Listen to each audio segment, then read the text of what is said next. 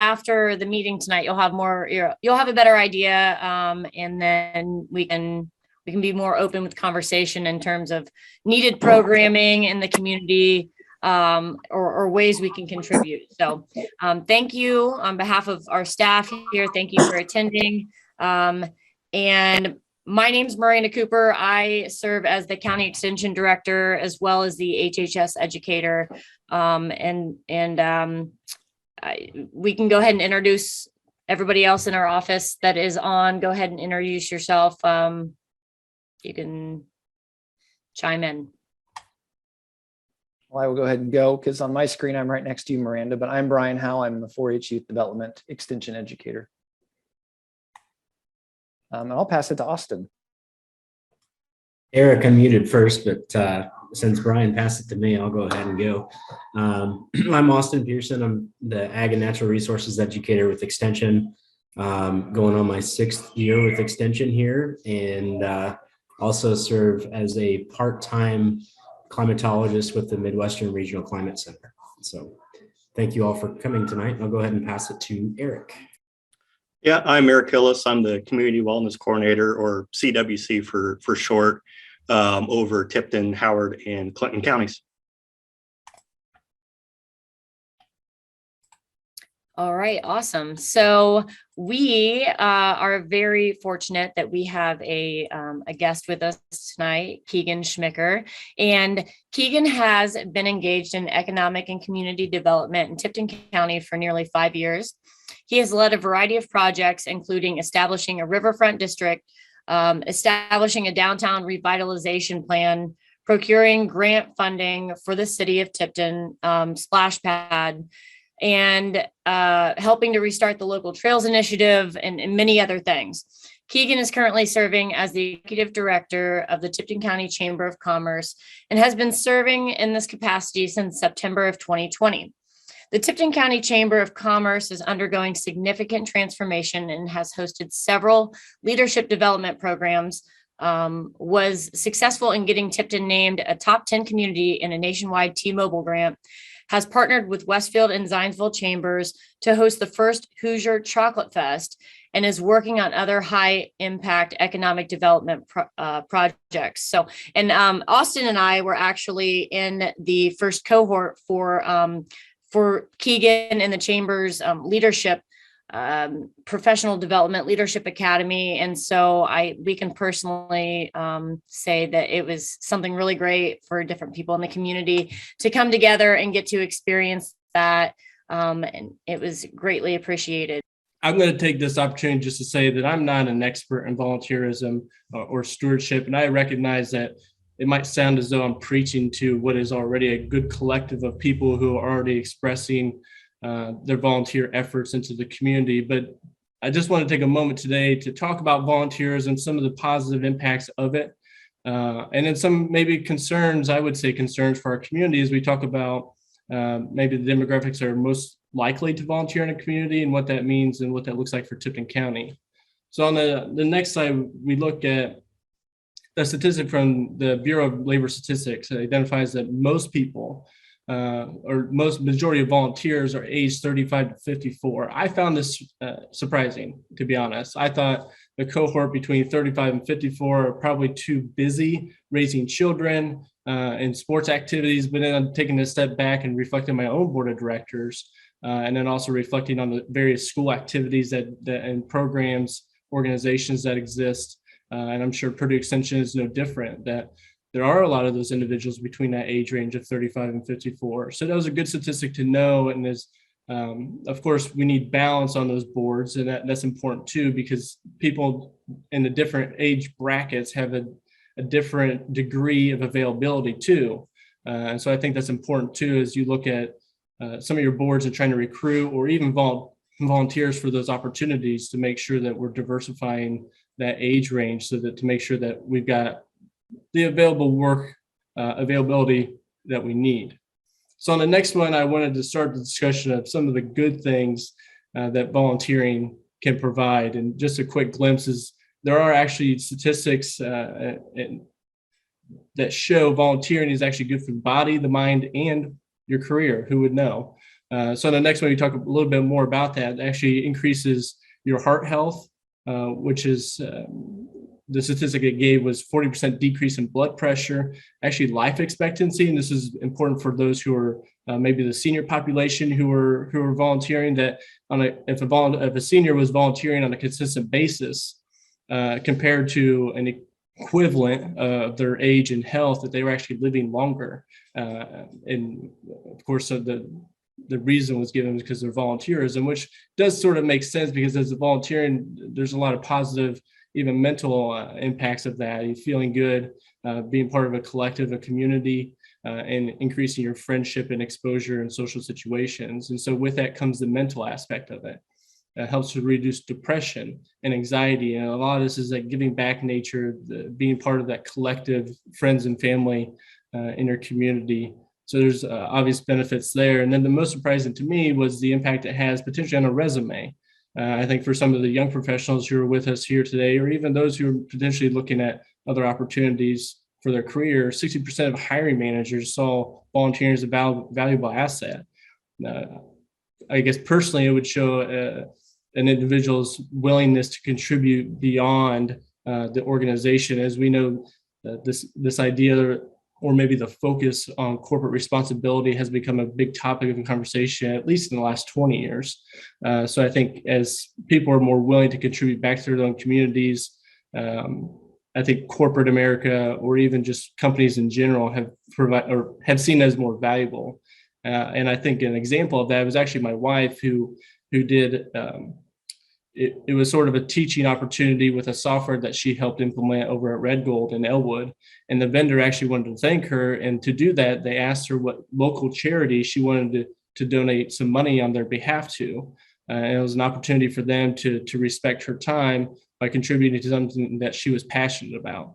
And then the last statistic there is 92% of human resource execs say volunteering improves leadership skills. So not only is it an opportunity to contribute back to your community, they're actually leadership development opportunities with volunteerism. And I think we all know that because of the various opportunities, even if it's just a work session that you're there to put lights on garland, there's still people who are in that group who've got to direct what's happening. It can't just be mad chaos and we're all throwing lights onto these strands of garland chaotically, I suppose. So the obvious good that comes from volunteerism listed there. And so as we move on to the next slide, we talk a little bit about the concern. So the concern is if the majority of people who volunteer are age 35 to 54, what does that mean for Tipton County? And the concern is, well, that's one of our greatest shrinking demographics based on our population projections. And so as we reflect on that in the next slide, it's sort of parsed into two demographic categories, the 25 to 44-year-olds and the 45 to 64-year-olds. So I already mentioned the concern there, that being if that's our greatest opportunity for volunteers, yet it's our biggest shrinking demographic as we project out into 2050. What does that mean for Tipton County? And I serve on at least a couple other committees and boards in the community. I can tell you that finding new leaders, people willing to sit on boards, committees, has become more difficult. Some of it has become, part of it was even pre-pandemic, but in post-pandemic, there's obviously people who want to contribute and give back, but then finding those volunteers who want to serve on a board of directors, become the secretary of those boards, vice presidents and presidents, is becoming challenging. And it was one of the reasons why the Chamber of Commerce really wanted to put some more effort into leadership development in a variety of our programs, is to try to create this pipeline that if all organizations are having these same troubles, we need to make some kind of intentional effort to fix that. But as we pay attention to these declining statistics, I think what it means for us as a community is trying to find some stability in our population projections. And I do think that recent events, I think we'll see some positive bumps from the pandemic, people moving into the community. But then I've also, and I can't remember the number that was shared with me, but those who have passed as a result of the pandemic, as a result of COVID-19, are also quite surprising and alarming. So maybe those actually balance out, and those figures, just yet to be seen.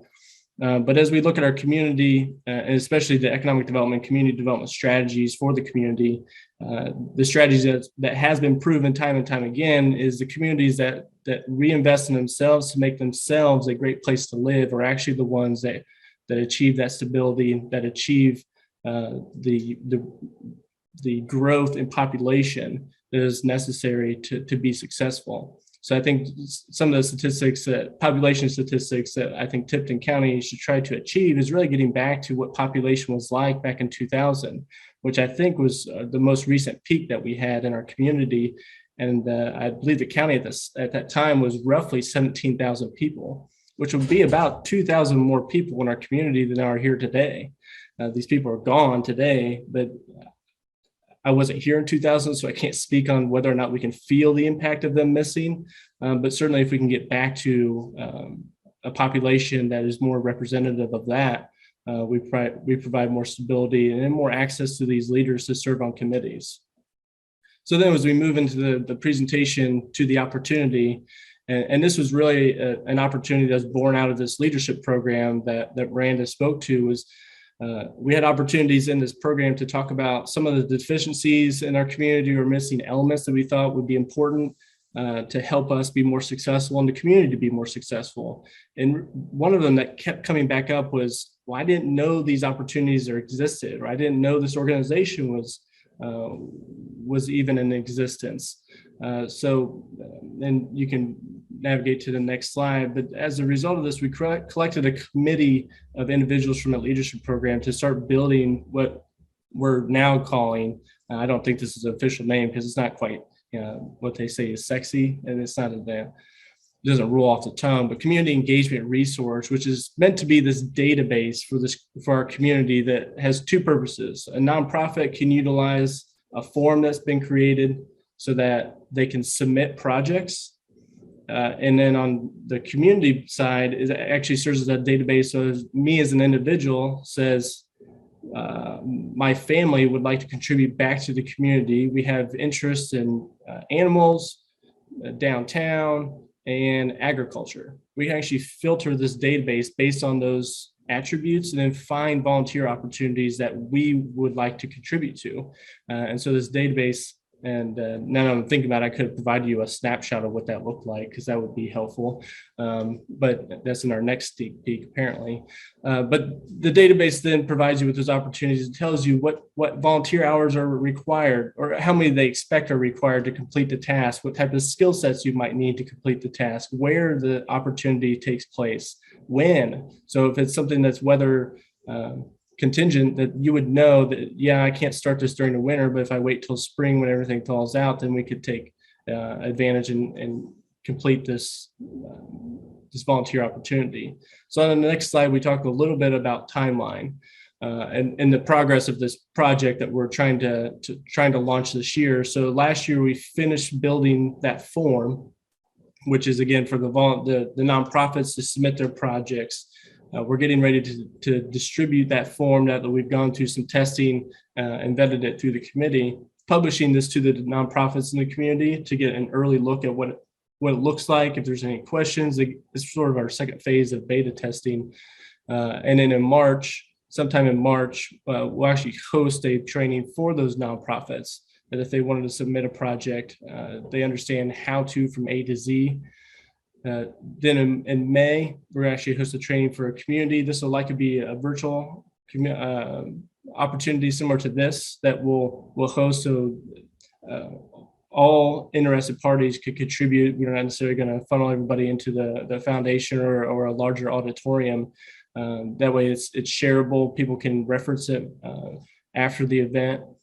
And then the last is, and one of the bigger picture takeaways from this is a lot of organizations in Tipton already conduct days of service. IU Health has a day of service, and Compass has a day of service. Edward Jones just started a day of service last year, and multiple others.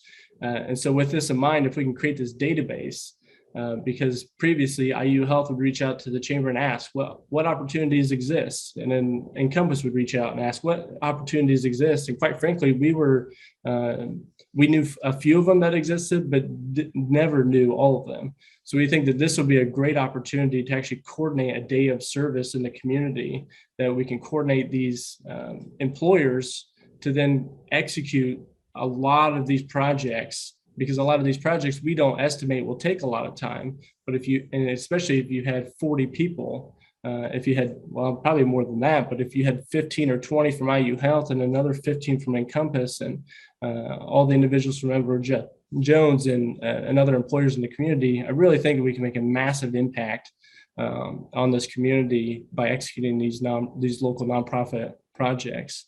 And so that's sort of the take away from this is not necessarily this project specifically, but as you continue to go out into your own lives on a day-to-day basis, keep this project in mind, because it's our way of trying to better communicate for you the opportunities that exist. As we try to, as Chamber of Commerce, try to make a bigger impact on the community, we recognize that sometimes the organizations that struggle the most in the communication or recruitment are our nonprofit members. And so we're trying to do a better way of supporting you guys in those efforts. And then on just to wrap up, I did have a quote, and I was sweating it when Brian was reading the quote, that there is no way that he's going to steal this. I thought, my daughter peed her pants this morning, so I don't know, anything could happen. But I did stumble upon this quote, and it would just hit me that because I've had a need in the last 5 years at least of volunteers, and utilize them for the various projects that I've executed in this community. And it really is true that their labor, their efforts are invaluable. They are priceless. We've gotten to this point. I've gotten to this point in Tipton County because of these individuals, the way they've supported the projects and ideas that I've wanted to execute. And I found Tipton to be one of those great communities that people are so willing to roll up their sleeves and get to work. So I think that with a community like that, a collective of individuals who want to see this community prosper, I don't think there's anything that stands in our way. And so it's just a matter of getting all on the same page and understanding where we're going. And then we hope that some of that could be executed through this community engagement resource that we're executing in this year. So I don't know if I took the entirety of my time or ran through 20 minutes of a presentation in 7.5 minutes, but that's what I had for you guys today. Again, I'm no expert on volunteerism, and I know that there's plenty of you who have contributed to this community in a much bigger way than I have. So I don't want that to be insulting that I'm talking to you about volunteerism, but it's important for our community. And the last statistic that I saw actually rated the average volunteer hour, I think it was like $25.11 an hour. And that's actually an incredibly, it's a great job if somebody was getting paid $25.11 an hour, but it also pays tribute to the fact that you are valuable. That time that's contributed on those projects is valuable, and in most cases invaluable. So thank you all for being those volunteers in this community. And we look forward to continuing to partner with you volunteers to make a great impact in this community. Awesome. Thank you, Keegan, so much. So many good things that you noted on, and I'm really excited for the database to come out to kind of have that home base, if you will, for people to, like you said, know what's going on and who's doing what and where help is needed. So yes, awesome. Very appreciative of Keegan tonight coming to speak to our group and just all the work that you're doing. It's greatly appreciated. So thank you. Okay, Austin, you're running the slides, correct? Now that okay, good. So I kind of jumped ahead. I want to back up, if you will, Austin, and just briefly, I know we introduced ourselves, but here at the office, we have got, I don't believe any of them are on. I know Mark is on, Mark Boyer, but on our front office staff, we've got Janet Boyer, who's our program assistant, Donna Grimmy, an admin assistant, and Karen Powell, who's the office manager. And they do wonders anytime you come in. They've got answers if one of us is off doing a program or whatever. So we appreciate them. And then we've already introduced ourselves, of course, and you're going to hear more from us here in a minute. We do have an extension advisory board, and it is composed of the individuals on the screen right now.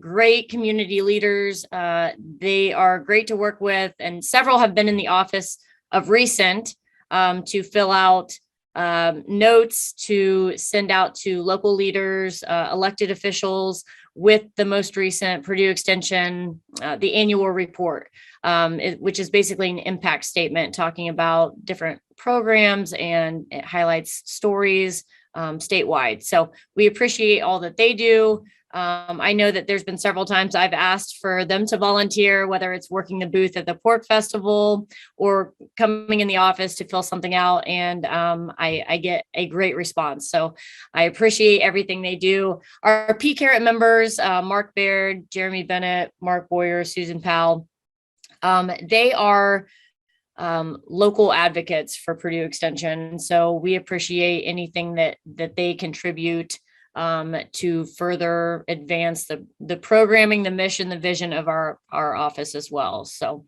if you want to advance back, Austin, we are going to take a little bit of time to introduce each of you to, if you don't already know, to introduce you to our programming efforts. If you are familiar with what we do, then this will kind of just highlight what we did the last program year. And a lot of us are going to talk about some upcoming projects that we have in the next month or so. So first up, we will have Austin speak about ag and natural resources. Thank you, Miranda. And thank you again for everyone for joining tonight. First off, I just wanted to continue on the theme of volunteerism and kind of thank our master gardeners. For many of you probably don't know, we do have a Purdue Extension Master Gardener program. And so these are volunteers, 18 plus. We've got 28 on the list, but I would say probably the same 7 to 11 folks do everything. And, without Jane Watson, Toby Reynolds, and those types of folks, I don't think that the Master Gardener program would have the impact it does within the community. I don't want to steal Eric's thunder. I know he's very proud of the work that was done out in the community garden, but donation of produce from the community gardens to local food pantries and stuff like that. A lot of those different things the Master Gardener organization has helped out with. And a lot of that stuff just wouldn't have been done if they hadn't helped out with that. So, we haven't had a basic training where we've had new folks join in for probably a year now, but we'll probably end up doing one again here soon. But, they're gearing up, getting ready to meet tomorrow night to discuss some projects for this year. And again, I just wanted to thank them for the work that they put in to help the community. A little bit about some of the work that we've been doing here in the office. Obviously done a lot about every year we have private applicator recertification programs. So anyone that's in agriculture that's planning on applying pesticides, they have to go through continuing education credits to continue applying those pesticides. So through last year, we had 270 producers go through those types of programs where they learned about UAV technology, corn and soybean management, integrated pest management, equipment sanitization, and farm safety. And so we went through some of that. We had a grain bin simulator at the 2021 Ag Field Day. So the Central Indiana Field Day, we had a simulator there, and they were able to show what safety harnesses do within a grain bin. That was a lot of fun. 94% of the folks that participated in the programs gained knowledge and plan to implement practices into their operation over the coming year. So I think that was a pretty good statistic that we were able to pull away from that program. Additionally, we did a soil conservation series that ended up being virtual. We had 34 producers participate in that, and we learned about soil health practices and their influence on soil biology. What type of nutrient returns they would get from cover crops and applying those to the soil, and then also practical farm applications of those. 100% gain knowledge, and then definitely might implement information obtained from the series and feel more confident in sharing information from the series with their collaborators. We also had a 5-week series at the Boys and Girls Club. Our office worked on this program together. So we had 15 youth. Now, granted, we had different youth come in and out and throughout the series. So it's kind of hard to get impact based off of that. But we did do a program with the Boys and Girls Club. And so we looked at plants, plant anatomy, understanding what different function of the plants do, different soils and what that has to do with making sure that we're growing adequate crops, pest identification and understanding, what some of the more pest related insects are and what are some of the beneficial insects. And then also planning and planting a garden. And then we also had a session on food safety that Miranda led. So that was a nice and fun collaborative effort with the office and got all the educators working together.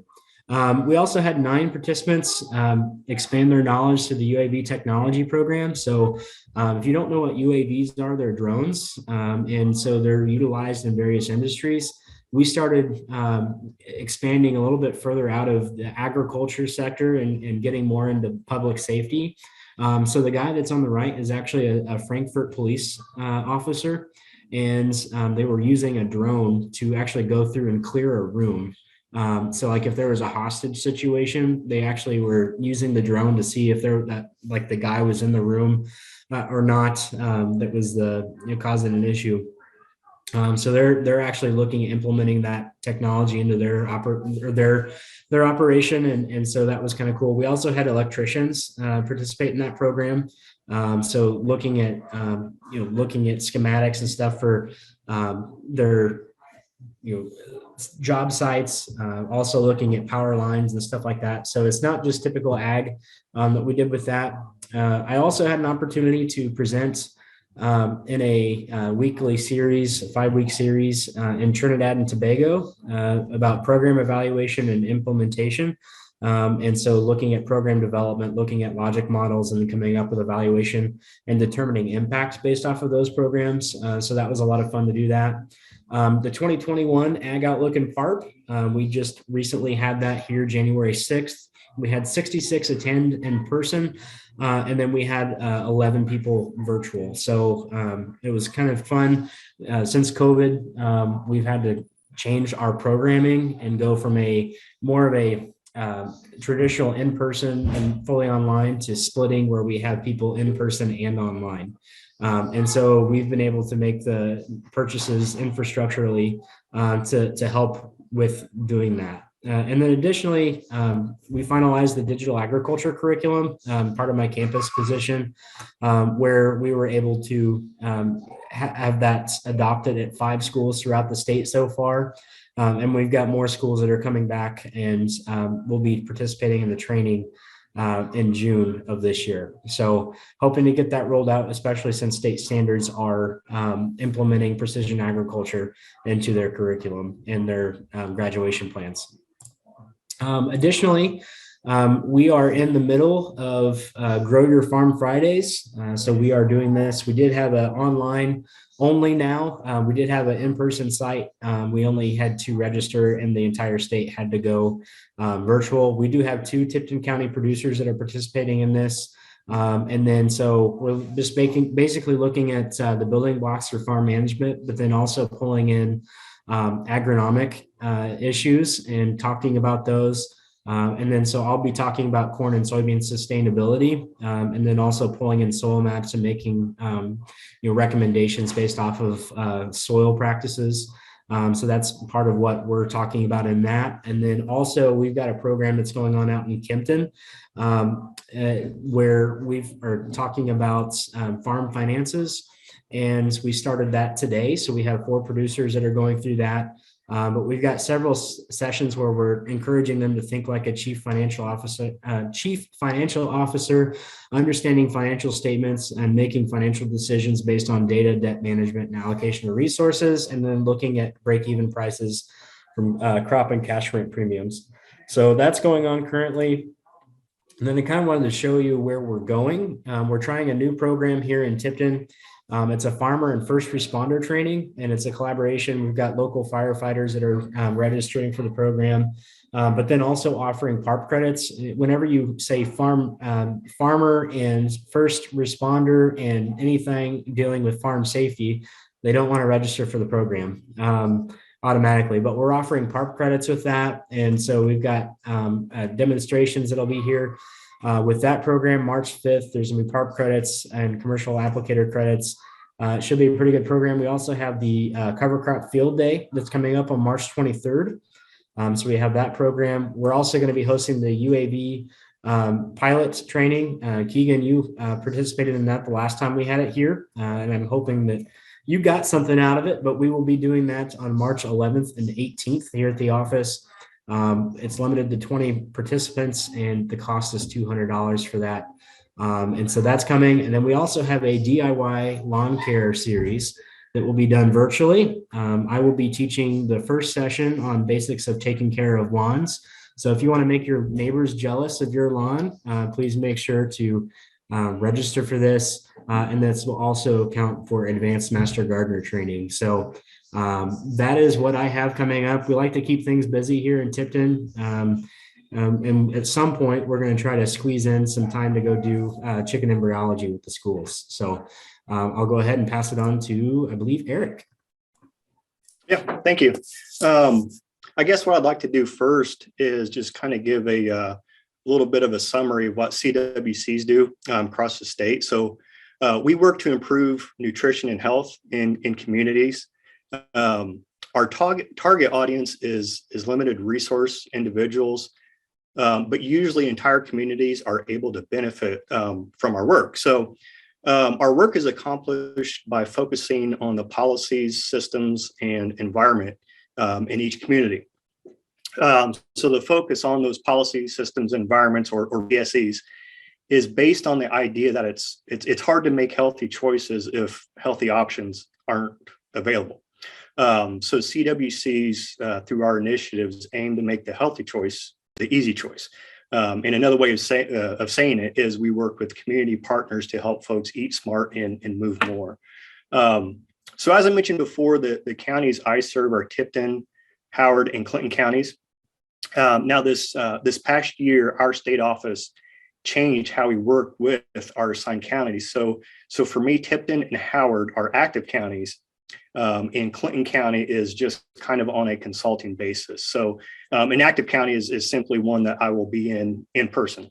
And then the consulting county, Clinton County, just kind of means I'll be working on an as needed basis. So every county is different. And for Tipton County, much of my work has been guided by assessments, which were completed, well, I guess just before COVID really hit.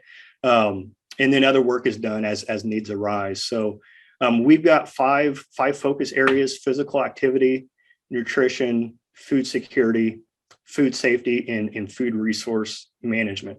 If you would go ahead and go to the next slide. So this past year, a lot of my focus was on physical activity as I did some work and continue to do work with the Tipton Trails group. Now, most recently on January 1st of this year, the Indiana Department of Health released a planning grant for community bicycle and pedestrian improvements. So a planning grant essentially stipulates that the monies, if awarded, are to be used towards the production of a master plan. So this is essentially a grant to produce such a plan. So the Trails Coalition, we've seen a need for a master plan, and a subgroup was put together to pursue that opportunity. So a trails and bike and pedestrian master plan could potentially open the city and county up to additional funding in the future, as some grants require there to be a master plan in place. So throughout the process, we received several support letters from organizations in the community, and we submitted the application on January 19th, and then was notified on the 25th that we did qualify for the next round of the process, which is a video interview that is actually tomorrow morning with the Indiana Department of Health. And then hopefully, everything goes well. Shortly after that, we will be notified whether it has been awarded to Tipton County or not. Next slide, please. Now, another focus area was food security. Tipton County was actually one of 12 Indiana counties awarded the 2021 Growing Together grant. Now, this grant was a partnership with the Purdue Extension Nutrition Education Program, the Master Gardeners, and Emmanuel Lutheran Church.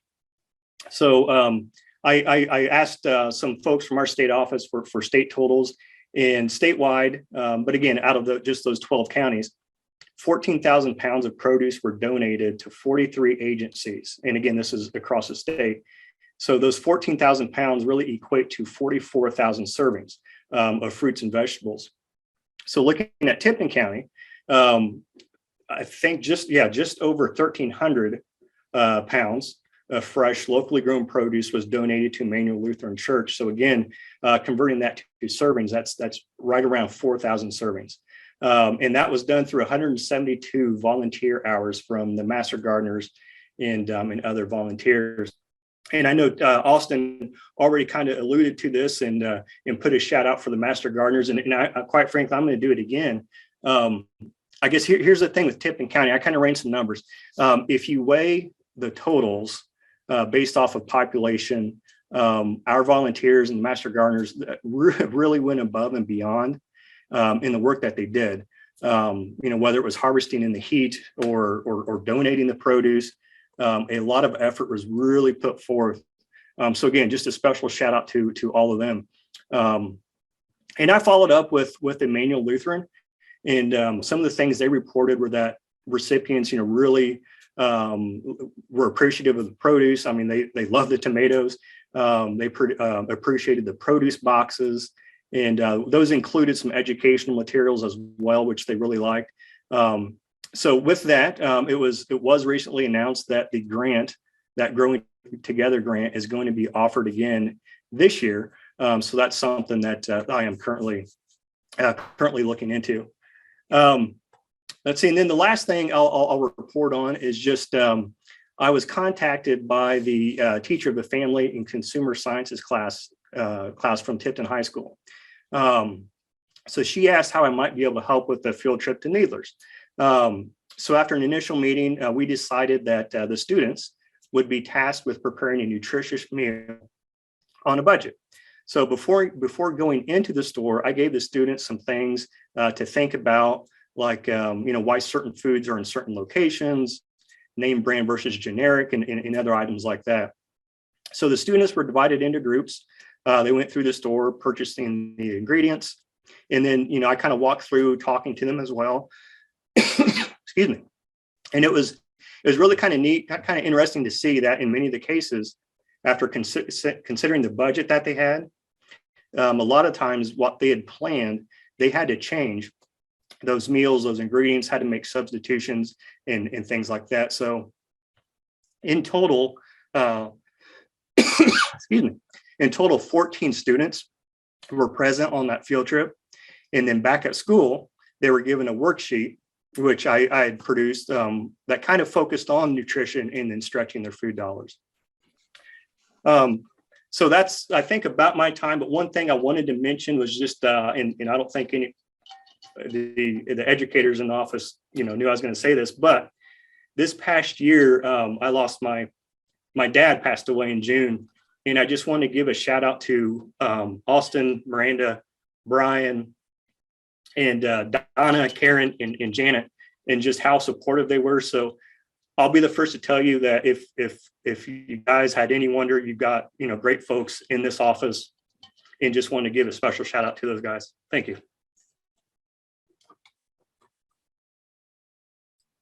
Thanks, Eric. All right, we are moving on, and next up is Brian Howe.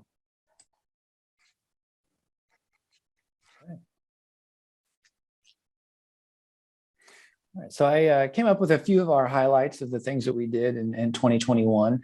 One thing that Shelly Powell and I put a lot of time into. Shelly is my co-leader for the Junior Leaders 4-H Club, which is a group of 4-Hers who want to be junior leaders that are in grades 7 through 12. So we, at many of our meetings, did lessons from a series of lessons called Adulting 101 or hashtag Adulting 101. It was a curriculum that was developed by some educators and some junior leaders, including Madison Powell, of just different lessons to help with adulting. Some of them were how to do laundry, which was fun because we had to do that virtually. Buying a car, building credit, how to pay taxes, how to vote. Some of these topics don't sound very exciting to adults. So how do you make them exciting to kids? We experienced some really neat questions and some really neat conversation. Heather Plake came in. She's an accountant and one of my 4-H council members talking about taxes. And I kind of had to shoo kids out because they had so many questions about taxes and careers and tax and, accounting and things like that. Also, service is always a big thing that we are trying to do. One of the easiest things to do is just do some different food drives. And here's this slide shows just a couple of pictures of items that we collected at our meetings. The box on the bottom, I think, was one meeting. And then all the macaroni boxes, I think that was one meeting as well. I happened to ask for boxed dinners like Hamburger Helper, and Needlers was having a sale that week. And so a bunch of people went and got boxed dinners for that. I always try to get a hold of Debbie Kuhn at Good Shepherd, and that's where our food donations go. And try to see, okay, what are your specific needs that you have right now? She gets all the green. She doesn't need any more canned green beans necessarily. Not that she's going to turn them away, but there's a lot of things that she can get subsidized or already gets money for through grants and government subsidies and things like that. But she, on occasion will have specific needs of things that they need. So throughout the year, Junior Leaders meets twice a month, actually. We collected over 100 personal hygiene items, which is something that we all need, but SNAP funds rarely, if ever, will cover those. So things like soap, feminine products, shampoos, lotions, things like that. And then we donated enough pounds of food to provide a family with a month and a half worth of what they would get from Good Shepherd. Now, obviously, not everybody's going to want that many boxes of Hamburger Helper, but as far as pounds, that's what we donated. So next slide, please. A couple of other things. Towards the end of the school year, I was able to get into the classrooms a little bit. Of course, last year was very hard to do that. I tried to stay in contact with teachers, but I'm going to be honest, I did not push them very hard. Teachers were at such a weird place with hybrid, some kids virtual, some kids in person, so many different protocol. I see Lori Rail on the call tonight, and I do want to thank her and Dr. Glaze because they kept the schools open to us this past year. And so I did have permission to go into the classrooms. It was just a matter of the teachers being able to fit it in with how crazy things were with what they were trying to do. So, but thank you to Lori, and I don't know if Dr. Glaze is on there, but I do appreciate the opportunity to still be able to go into the classroom. And I know I wasn't the only one. I know Miranda and Amanda and Austin were also able to as well. So I developed some new electricity activities. This past year, especially the first semester, I got into quite a few classrooms. We did STEM activities in the 5th grade. I did a makerspace leading up to fall break. And then Danielle Hale is a technology teacher at the elementary school. And so I spent a week before Thanksgiving in the 3rd and 4th grade classes doing just different stations with technology things and games and activities and stuff. The kind of stuff where they're learning and they don't even realize it while they're doing it.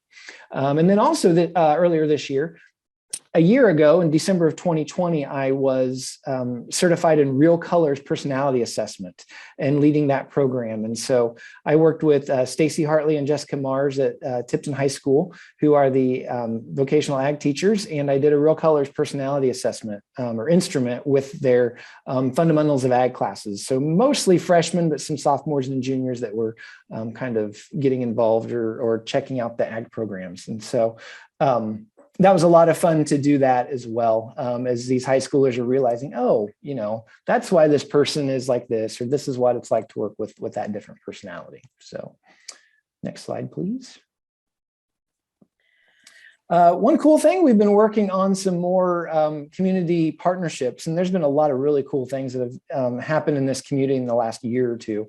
One thing is I am working a lot and collaborating, not working a lot, but I've worked on my collaboration with Boys and Girls Club Teen Center and Ben Waterman, who's the program coordinator for that, and also Alicia Arms at the Family Resource Center. Back in the fall, I did a tween teamwork, and so there's a couple of pictures from that that are on this slide. And so a group of kids would come over, we would meet at the Family Resource Center at Trinity Wesleyan in the gym.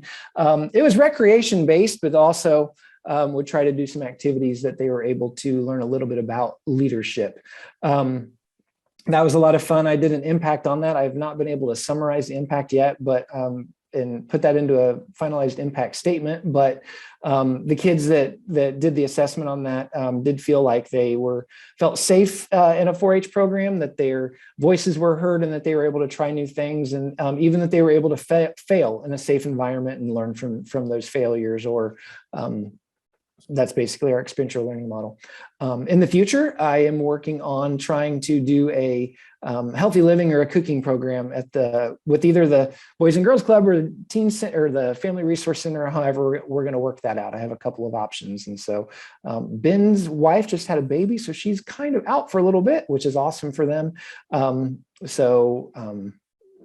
It's kind of on hold for a little bit, but I've got enough other things going on right now. So, but hopefully this spring we'll be able to do some sort of healthy living or cooking program with those kids. So next slide. Thank you. Another highlight of that we've done technically this program year is a holiday break day camp. So last year we did the spooky science, which I believe Miranda is going to mention. Austin came and said, hey, do we want to try to do something again on one of these breaks? Fall break didn't quite work, but we were able to get something in before Christmas break. And so we had 19 third, fourth, and fifth graders that participated. We had 3 blocks of time for project workshops, and we had 8 different workshops that were highlighted. One of them didn't quite get enough interest to justify doing that. So kids were able to work on some projects. Here we've got kids that were working on making foods, cookies and muffins, cake decorating. They all got to demonstrate and went home with some kits of tips and bags and practice cards. And then arts and crafts, they have a craft that they could take home and exhibit if they want to, or they were at least able to practice skills with gluing and painting and all that kind of stuff and being creative. And one of the big highlights was that we were trying to make sure that they worked on their record sheets. If you've been a 4-H parent, you know how frustrating that can be, that you still have to fill out those record sheets sometimes once you get your project done. But we went over those activities in some of those books and got them involved, or got them to work on the record sheet. So technically, they should have been able to leave with 3 completed projects, because record sheet is completion. Maybe they explored a new topic area. So I know Clint was on here. His son Jack was able to be involved. I hope I don't miss anybody. We had folks from East Union that provided lunch for our kids. Janet did a lot of the administrative work from that. I kind of gave her a list of volunteers and said, here's some stuff to kind of go, but she did a lot of the planning and organizing, and there's little detail-y things. And so kudos to Janet for helping out and doing that part of it. Austin and I both taught. Miranda was out. Eric also was there for support throughout the day. And so it was definitely a collaborative team effort from our office, and a great success. Something definitely that we will be able to use in the future. Next slide. And then I've been working, Casey, thank you. Casey's daughter, Josie, was able to be there as well. So I just saw she put something in the chat. So one thing I've been working a lot on, or trying to get done this year, is volunteer development. Been a little rough to do in the last couple of years, especially. And so I have been having bi-monthly meetings every other month from October to April. We have another one on Thursday night where I'm trying to do some education volunteers on policies, procedures. We did some trainings that they're required to do to be a certified volunteer with Purdue University, talking about some of our philosophies. One thing I'm trying to do is just have brainstorming sessions and come up with possible programs or events and things. Ideally, then we would have kind of a work session, but not quite had the right group of people and the number of people there to make that happen. But I think some ideas have come from these meetings. And then you can see these people, a lot of dog leaders. We have a new group of dog leaders, but they're sitting there chatting with some people that they didn't really know very well before. And we're sharing a lot of ideas. And so I have this year, Paw Prints, our dog club, lost its leadership because of life changes. First year 4-H club is something that I used to do, but kind of had to focus my attention other areas. And so Beth Wolford is having her first meeting for that club next week on Monday. And then we are starting a mini 4-H club.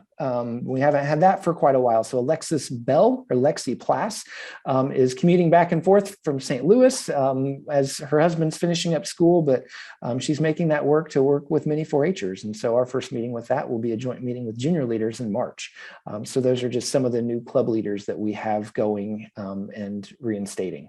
So very excited for the volunteer development that we've got going on. So what's ahead? Again, collaborating with volunteers for more workshops and opportunities, giving them some autonomy and take the reins and run with it. We're having an in-person fair this year. I don't care what anybody says. So that was very, very rough last year, where I feel like the 4-H Council made the best decision, but we are planning on having an in-person fair and moving forward as normal as possible this summer. 4-H State Office has revamped not some of, but all of the project guidelines. Instead of some of the little nitpicky fine rules that are in there, we are talking about guidelines and suggestions, not to make it fluffier or, everybody gets a trophy, but just giving the kids some freedom to explore. Who benefits from some of those technical rules and guidelines, the kids or the parents? That's a rhetorical question, I guess. And so just give them the opportunity to learn what they can within some parameters, but not be told this is what you have to do, or you can only do these things. And so we're working with the Committee on County Requirements. We're almost there to get those published and put those on our website. And then the sky's the limit. I'm trying, like I said, let's try some new things and get our volunteers engaged in some conversations and hear from parents and see what we can do with workshops and opportunities for our 4-H members and our youth. So thank you very much. Thank you, Brian. All right, so we will move into my portion. And for those of you that don't already know, Health and Human Sciences were responsible for programming in the areas of food, family, money, and health. So very wide, vast opportunities for programming. These are some of the programs that I did in the last program year. Captain Cash, very fortunate to get into the classrooms, and it's a lot of fun to spend my days with third graders. A lot of people, when I was a middle school teacher, thought I was a strong individual. Let me tell you, the elementary school teachers are the ones that are strong. So a lot of fun. Captain Cash is financial literacy. We teach kids about earning, saving, spending, and borrowing. I actually just completed that program last week as well. So for this program year, Co-parenting for Successful Kids is it's a co-parenting program. It's administered online, but I was able to connect with 41 participants. Tipton County, it's not required in Tipton County. However, that was kind of a statewide effort that I was involved in. Get Walk-In was a program that I had 33 participants. I did it in 2 sessions, once in the fall and once in the summer, and it helps anyone that wants to get involved. It helps motivate them to develop a routine for physical activity. It's not an intimidating program. It's basically a program to, like I said, continue to motivate people to participate in physical activity at their own level. Serving Up My Plate is a foods and nutrition program that I was able to do at the schools as well. I was able to deliver that to first grade classrooms and second grade classrooms at Tipton Elementary, where we talk about My Plate, and we help kiddos learn how to make smarter decisions when they get to an age where they start to select their own snacks, or maybe even make their own meals. So again, a lot of fun to work with those young students on a topic that they probably don't visit very often. This past fall, this kind of spills into this program year, but I was able to get into Tipton High School, and I delivered 2 programs. One was food budgeting and meal planning, and the other one was food labeling. So that was a lot of fun. 116 students received both of those programs, and it was actually ahead of Eric's trip to Needlers. So it was great that I at least gave him some introductory information to lead into Eric's activity at the grocery store, which was a great experience for those students, I'm sure. Next slide, please.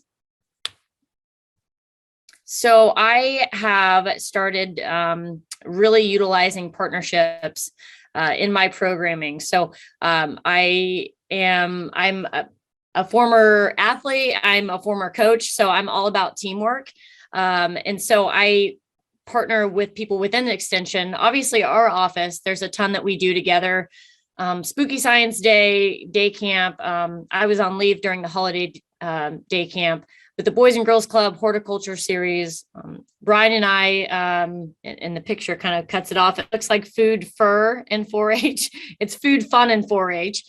We did that at Emmanuel Lutheran, and again, it was a healthy living program.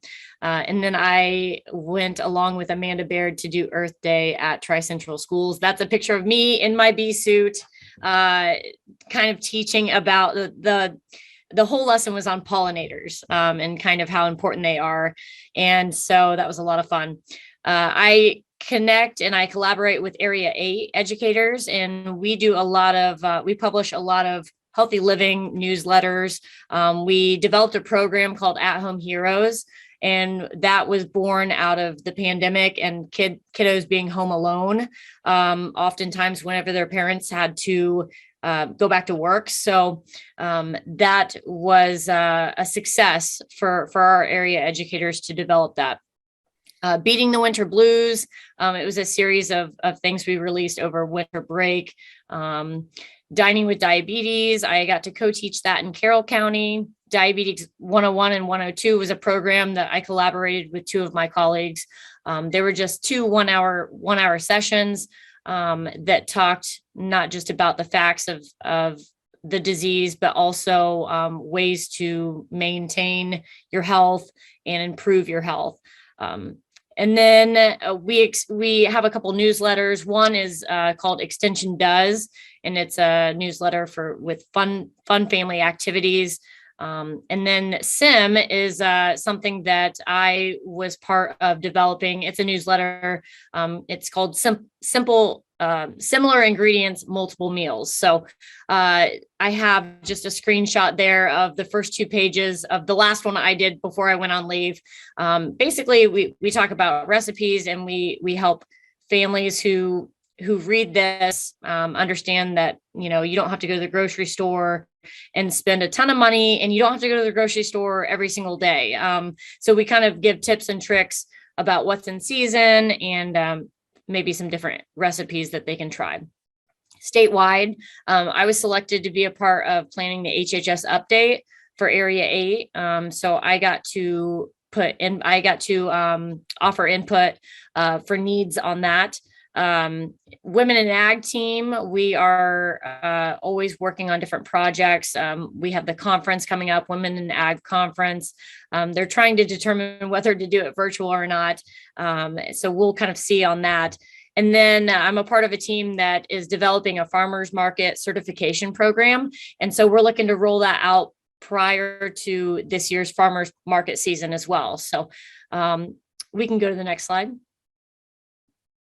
Some other partnerships that I have had locally here in the community, partnering with the health department. I see Dawn Snyder on the call, and she has been an all-star in brainstorming different things that we can bring to events like the Pork Festival. Or so we actually have held a couple fatal vision demonstrations, which in everyday terms, people call them the drunk goggles. So Dawn has been awesome in kind of helping set up those events. We had one at the fair. We also did it at the Pork Festival. I worked with her along with Adam Johnson to offer a CPR and AED training here at the fairgrounds. And we had 19 participants, and a lot of them were educators. We held it right when school got out. So it was fresh on educators' minds to get that training underway so that they would be set for the upcoming school year. I've also partnered with the Family Resource Center to deliver a program called Little Books and Little Cooks. This program, I didn't develop it. It's kind of adapted from another extension program, but we trial ran it in the fall and went really well, and the families loved it. And basically we get the kiddos in the kitchen, we teach them kitchen terminology, kitchen safety, and then we actually prepare recipes during the class. So it was asked that we do it again. And so the Tipton County Foundation so generously is funding the next 4 sessions that we have of that. I'm actually in the middle of it right now. Our last session of this first go around is Monday night. So that has been a lot of fun. I also partner with Extension Homemakers. We have leader lesson days, and basically we cover various topics. It could be anything from delicious egg dishes to something more serious like end of life preparation, whether it's getting documents, getting things organized. So it's just a day where I can meet with the Extension Homemakers and deliver those lessons, and then they can take them to their other various groups in the community. And then the Tipton County Public Library, I partnered with them first in the spring to offer a program called Empower Me to Be Clutter Free. And that was perfect during the springtime because that's when everyone is looking to do spring cleaning. And that was a lot of fun. I have been in talks with them to offer some single session education on dietary guidelines as well for adults. So we are kind of in the works with that as well. Next slide. So looking forward, we'll do monthly e-newsletters, quarterly things. We'll have Little Books, Little Cooks, which is the program at the Family Resource Center. I'm hosting my first blood drive here at the Extension office on February 15th. I just released the link to register. I released that on Facebook today. Quarterly Serve Safe 1-day courses. I know that several people in our community are in need of that certification. So send them my way if you know someone that has one expiring soon. Serving Up My Plate, I will be back in the first grade classrooms here at the end of the month. Elevate 1-day workshop. We're going to host that in Howard County, and that is it's a relationship workshop. So that might be something you look into. Our marketing is going to roll out next week on that, and I'll make sure to send it out to all of our e-newsletter contacts. But yeah, it's a 1-day training. It's very long, but the educator in Howard County, Allison Hillis, which is Eric's wife, and I were trained in that program, and we're excited to bring it partner on that. Crockpot cooking course, I'm going to be holding that at the Family Resource Center at the end of February. It's just going to be a 1-hour course, hands-on, where people actually get to make the recipe and take it home to use right away or to freeze to have later on. Where Does Your Money Go? That is a financial literacy program that I have planned for March. Extension Homemaker Spring Leader Lesson Day is March 23rd, and anyone is welcome to those. We release it in the paper, through our Facebook. I send it directly to stakeholders via email. So if you know anyone interested in attending that, it's just a 1-day. There'll be 3 lessons. This year, or this session, it'll be some nutrition. There's also a lesson on autism, basic support for families. And then our office has kind of examined the need for some occupational health education and some just career readiness education in our community. So Purdue Extension has a program called Work Ready that I believe that we will collaborate and hopefully offer in the summer. So I believe that is the last, and we went 8 minutes over, and I apologize for that. But I want to thank you all again for attending. I put the contact information, at least our emails, up on the screen. You can call us anytime. And we will get back to you. We'd love to hear your ideas for programming, or if you know there's a specific need that we can help address, we would love to hear from you. But again, thank you so much for attending. Keegan, thank you again for speaking. And we are hoping that everyone stays safe and warm in this crazy snowpocalypse that's coming.